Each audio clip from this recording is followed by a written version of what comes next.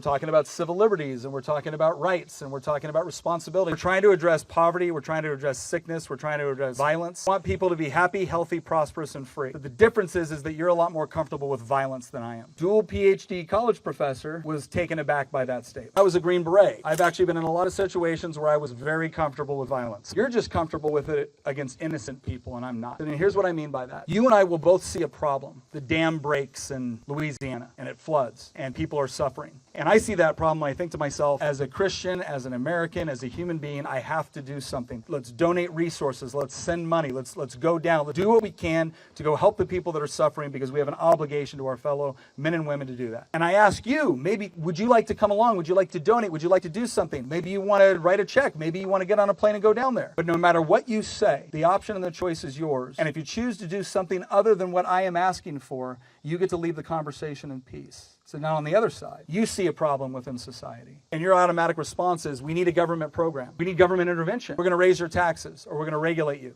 or we're going to set up a statute or a law.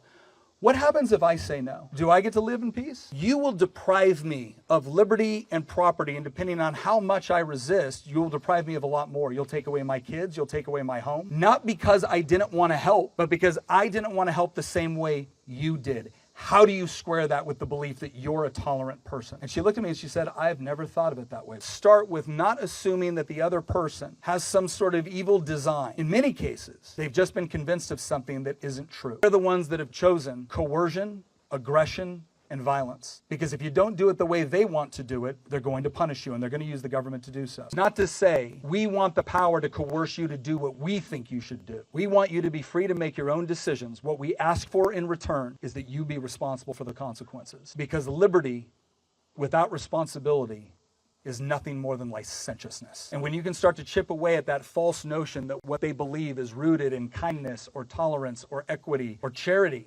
peacefulness, point out that no, it's not what you actually believe. You're actually very, very comfortable with using violence if it means getting what you want. And maybe you should reevaluate that if it doesn't actually coincide with what you think you're trying to achieve.